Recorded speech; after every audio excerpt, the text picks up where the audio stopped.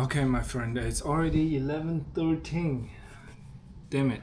I've just spent about an hour or some on my phone, just doom scrolling, seeing some really interesting short videos. But anyway, now I'm going to just make up my daily reading routine.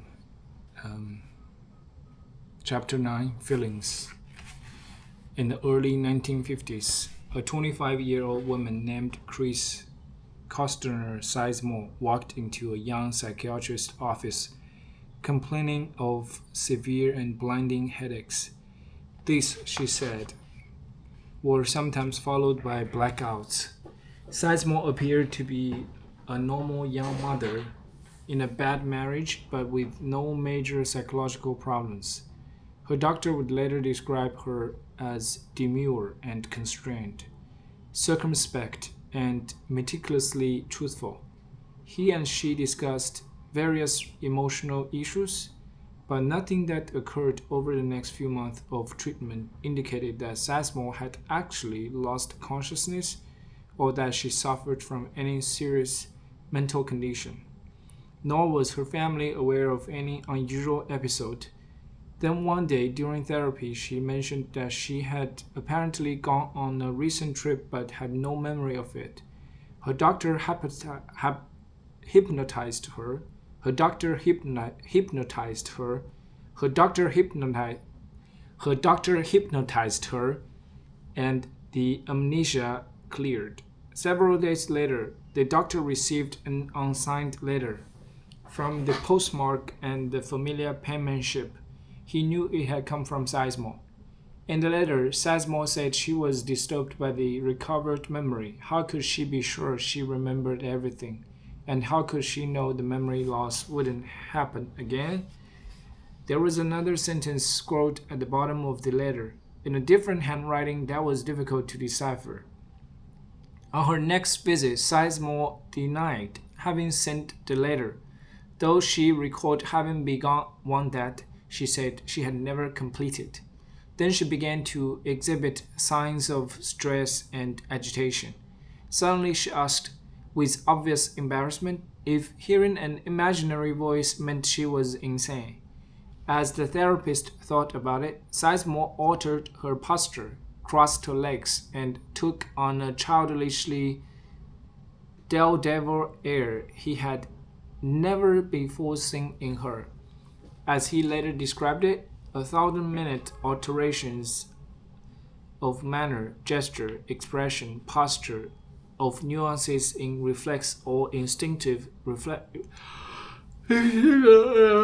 reaction, of glance, of eyebrow tilting and eye movement, all argued that this could only be another woman. Then that other woman began to speak of Chris Sizemore and her problems in the third person, using she or her in every reference. When asked her identity, Sizemore now replied with a different name. It was she, this person who suddenly had a new name, she said, who had found the unfinished letter, added a sentence, and mailed it. In the coming month, Sizemore's doctor administered psychological personality tests while Sizemore took on each of her two identities. He submitted the test to independent researchers who were not told that they'd come from the same woman. The analyst concluded that the two personalities had markedly different self-images. The woman who originally entered therapy saw herself as passive, weak, and bad.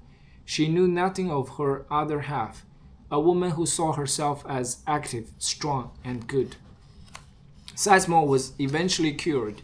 It took 18 years. Chris Sizemore's was an extreme case, but we all have many identities. Not only are we different people at 50 than we are at 30, we also change throughout the day, depending on circumstances and our social environment, as well as on our hormonal levels. We behave differently when we are in a good mood than when we are in a bad one. We behave differently having lunch with our boss than when having lunch with our subordinates. Studies show that people make different moral decisions after seeing a happy film, and that women when ovulating, wear more revealing clothing, become more sexually competitive, and increase their preference for sexually competitive men. Our character is not indelibly stamped on us but is dynamic and changing, and as the studies of implicit prejudice revealed, we can even be two different people at the same time. An unconscious I who holds negative feelings about blacks or the elderly or fat people or gays or Muslims, and a conscious I who abhors prejudice. Despite this, psychologists have traditionally assumed that the way a person feels and behaves reflects fixed traits, and that from the core of that individual's personality, they've assumed that people know who they are and that they act consistently as a result of conscious deliberation. So compelling was this model that in the 1960s, one researcher suggested that rather than performing costly and time consuming experiments, psychologists might collect reliable information by simply asking people to predict how they would feel and behave in certain circumstances of interest. Why not? Much of clinical psychotherapy is based on what is essentially the same idea that through intense, therapeutically guided reflection, we can learn our true feelings, attitudes, and motives. But remember this statistic on bronze marrying bronze and investors undervaluing the IPOs of companies with tongue twister names.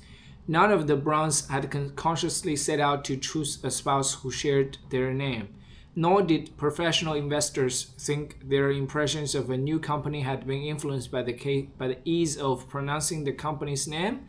Because of the role of subliminal processes, the source of our feelings is often a mystery to us, and so are the feelings themselves. We feel many things we are not aware of feeling.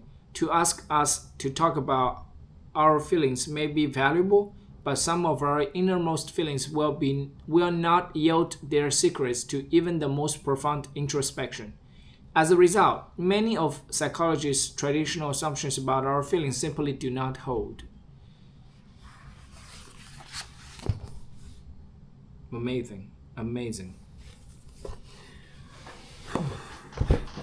We feel different things throughout different time, in different circumstances, when we're with different people. Have more self-awareness.